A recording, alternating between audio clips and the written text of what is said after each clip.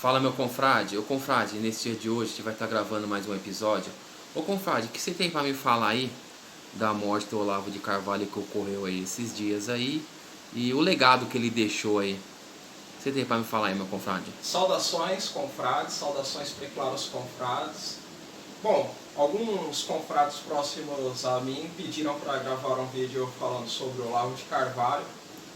Eu já tive problemas de ordem pessoal com o Olavo de Carvalho lá por 2015, 2016. Inclusive vou gravar um próximo vídeo falando de outra pessoa que também teve problema com o Olavo, que também veio a óbito, que foi o Paulo Leitão, não é? Mas do fundo do meu coração não tenho ressentimento nenhum com o Olavo de Carvalho e vou buscar fazer a análise mais ponderada possível sobre quem ele era e sobre o legado que ele deixou. Bom, primeiramente eu considero o Olavo de Carvalho um sujeito de uma inteligência fora da curva, né? Até aí vocês podem tirar a conclusão se ela foi usada para o bem ou para o mal, mas era uma inteligência fora da curva. Eu já tive contato com muitas pessoas da academia e a maior parte delas não conseguiriam conversar, ter um debate equilibrado com o Olavo de Carvalho, dado a enorme bibliografia que ele acumulou ao longo do tempo, né? Então ficar usando aí argumentos, obviamente de ordem provocativa, e é válido sim, não é que o Olavo de Carvalho parou na quarta série, ou que o Olavo de Carvalho foi rejeitado pela academia brasileira, isso tudo é verdade, porém vamos focar no saber. Né? Por exemplo, ele teve um debate muito bom com o filósofo russo Alexander Dugin, que é um intelectual, um dos maiores da Rússia da atualidade, em vários aspectos. Né? O Dugin não iria debater com qualquer imbecil, e esse debate se tornou um livro. Né?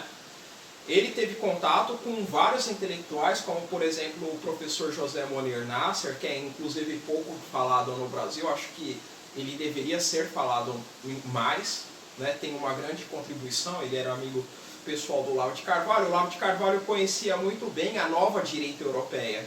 Né? Por exemplo, do Alain de Benoist, ele pode ter uma visão que eu discordo, mas só dele conhecer, isso daí já faz dele diferente no Brasil, porque muitos dos professores universitários não conhecem. Né? Eu tive uma professora na universidade, ela com 30 ou no máximo 32 anos, era muito jovem, ela era doutora pela Unesp, e ela não conhecia praticamente nada. É uma pessoa assim, que tem o título de doutora, de mestra ou mestre, não é? O que é isso? É a pessoa que focou num assunto e estudou sobre aquele assunto. Só que eu estou falando de abrangência geral, não é? O Olavo de Carvalho ele conhecia desde, por exemplo, Hans Hermann Hoppe, que é um filósofo aí do anarcocapitalismo, né? Até, por exemplo, Alain de Benoist, que é um sujeito que pode ser chamado de neofascista na Europa hoje. Ô, confrade, só para lembrar, é que você falou assim, geralmente o pessoal taxava o Olavo de Carvalho como filósofo da quarta série. Né? Eu acho que, acho que ele não tem a questão do diploma. Mas sim, você citou a questão aí do estudo, né, da tua professora como um exemplo.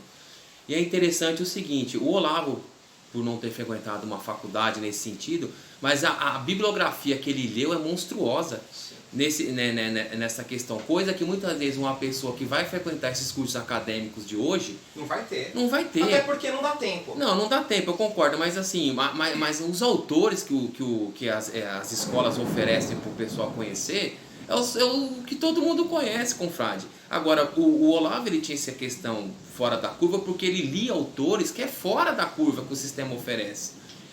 Sim, o Olavo de Carvalho ele trouxe muitos nomes para o debate político brasileiro. Não é? E eu acho isso daí positivo. Igual, por exemplo, tem muita gente aí que se intitula nacionalista, dissidente e tem uma postura extremamente anti-Olavo. Também tem uma postura completamente diferente do Olavo, que eu vou falar daqui a pouco, no aspecto político. E aí o cara começa a ler René Guénon, Júlio Zévola, Schwann. O Olavo conhecia isso há 30 anos. E ele que trouxe esses pensadores começando a falar em seus vídeos. Né? Já para o pessoal mais à direita, ele penetrou autores como Roger Scruton, o Chesterton, né? Que eram autores que não tinham uma penetração no pensamento político brasileiro como tem hoje. Né? Agora eu quero falar o que eu discordo do Olavo de Carvalho, que é basicamente tudo em relação à política, que aí eu resolvi enumerar em 3 aspectos, confrade.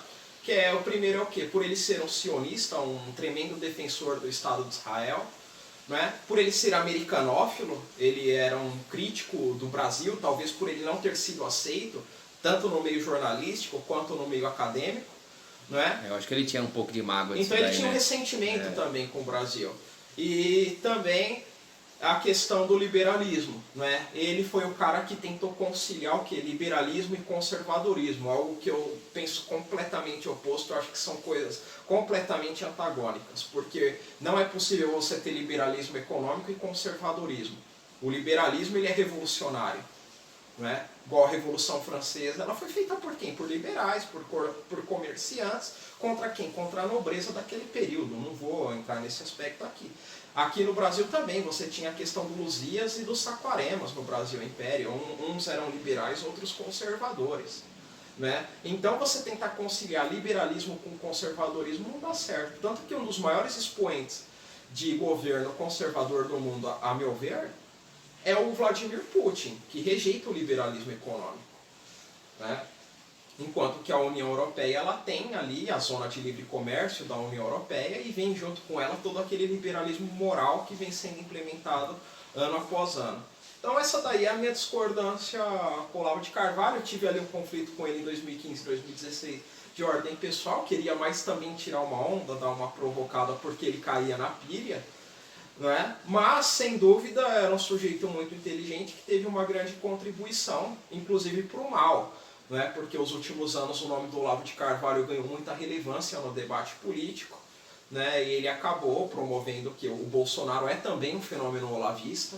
Não é? Eu concordo com o Olavo quando ele diz que ele pariu essa direita. Essa direita pariu o Olavo. Lá em 2007, 2008, ninguém era de direita no Brasil. Ninguém nem sabia o que era mais isso, confere. Não é? E o Olavo, aos poucos, ele foi alimentando esse pensamento, até que em 2014 a Dilma ganhou uma eleição apertadíssima, já com muito desse fenômeno olavista. Aquelas passeatas pró-impeachment, já iam pessoas com a camiseta escrita Olavo tem razão. Né? E aí, filhos do Bolsonaro começam a se matricular no curso de filosofia do Olavo de Carvalho, o Bolsonaro começa a se aproximar, ou seja, o nome do Olavo... Ele vai criando uma classe ali, né, política ali, do pensamento. Então ele acabou criando, não é? Eu acho que é uma classe política que trouxe enormes prejuízos para o Brasil. Não é? Um estrago político, um divisionismo brutal na sociedade brasileira. Ele criou também um espantalho comunista que não existe. Não é? Quando tudo que ele chamava de marxismo cultural, eu chamo de americanismo cultural ou liberalismo cultural. É porque verdade, o verdadeiro marxismo, esse marxismo cultural que o Olavo chamava aqui, tem na Coreia do Norte? Não tem, e é um país comunista. Tem na China? Na China também não, nem na União Soviética teve, em nenhum país marxista histórico teve, enquanto que no Ocidente está dominado. Então, peraí, o Ocidente que sempre foi que teve democracia liberal, não é? Que sempre teve aquela estrutura dos 3 poderes, não é? E isso tudo aconteceu. O próprio Estados Unidos, onde ele morava, é um país vítima do liberalismo cultural. E ele também fazia denúncias que eram sim pertinentes. Só que, por exemplo, ele nunca ousou fazer denúncias dos verdadeiros controladores do sistema. Pelo contrário, o Gustavo Barroso, que ele é um cara que denunciou o sistema, o Olavo de Carvalho já em vídeo falou que era tudo bobagem, e ele tratou com certo desdém o Gustavo Barroso, que é um grande intelectual. Realmente essa parte aí, ele é o que você falou, ele deixava a desejar, né? A crítica dele a esse lado aí, ele não... Pois não porque muito, não. Sinceramente não tem como comprovar, mas a meu ver o Olavo de Carvalho era um funcionário dos Estados Unidos para desestabilizar o Brasil, e ele conseguiu muito bem. Ele era o desestabilizador pela direita. Nós temos os desestabilizadores pela esquerda, que são as ONGs,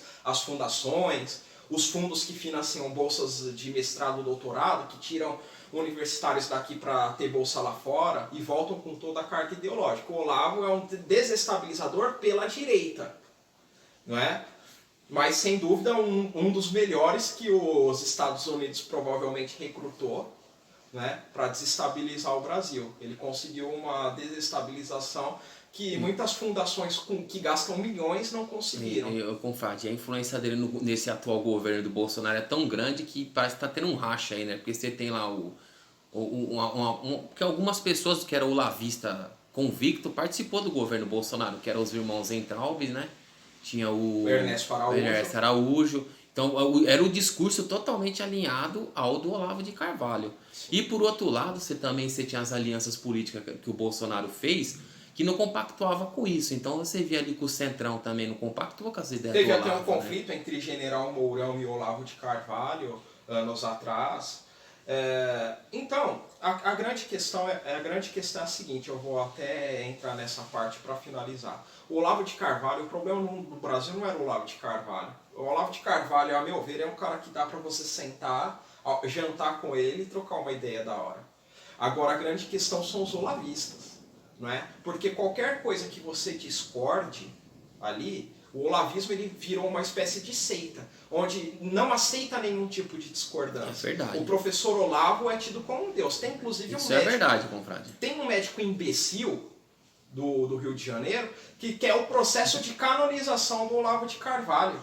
Nossa. Não é? O pai desse camarada morreu recentemente, o cara nem postou nada a respeito do pai, em homenagem quase nenhuma. Agora, o Olavo de Carvalho morreu, o camarada quer um processo de canonização do Olavo de Carvalho. Mas sabe por quê? Então, como que vai ter um debate saudável com um camarada desse? Não tem como. Mas sabe o que aconteceu, confrade? Eu vou te explicar pra você. Até então, como você comentou, no início da década de 2000, aí, 2010, até então ninguém sabia quem que era o Olavo de Carvalho. Era um grupo muito pequeno que tinha acesso aos seus livros. Aí o que aconteceu? Essa nova classe política e de seguidores, de querer mudar o Brasil, começou a ler um livro dele, ou fez o curso dele, pronto, virou isso aí que virou, no exemplo, você deu um médico, uma espécie de seita. Então o cara, ele relativizou tudo é comunismo, né? E o Olavo de Carvalho... Aí o que aconteceu? Esse cara, você não consegue debater com ele, porque não dá você não consegue. E ele também não consegue ter com ninguém fora daquele círculo. Não é? É um grande problema do olavismo. E o Olavo, eu percebo também que até coincide com o Lula, só para finalizar, confrade, ele promoveu muito cara imbecil. Não é? É verdade. Muito cara burro, que não tem o preparo. Como, por exemplo, o camarada do extinto Terça Livre. O Olavo, boca de égua lá, né? Com certeza. O Olavo tinha alunos melhores que ele para serem promovidos. Mas o Olavo escolheu promover os piores. Os piores para ganhar fama, para ganhar dinheiro, para ganhar cargo político. Porque, embora fossem os piores, talvez fossem os mais fiéis. Né? A mesma coisa o Lula. Não é possível que dentro do partido como o PT não tenha tido ninguém melhor que o Fernando Haddad, que perdeu para brancos e nulos concorrer à eleição de 2018. Como é que pode? Como é que pode? O camarada perdeu no primeiro turno para o João Dória, para a Prefeitura de São Paulo, ele estando na máquina.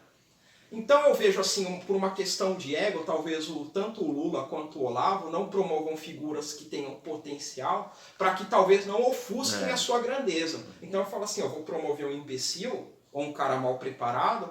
Por quê? Porque esse camarada aqui vai sempre me manter em evidência. Porque eu vou continuar sendo maior que ele para sempre. Ele sempre vai buscar a minha orientação ali, sempre vou estar por trás dele. Eu vou ter sempre um peso na vida dele. Então é assim que eu enxergo o Olavo de Carvalho.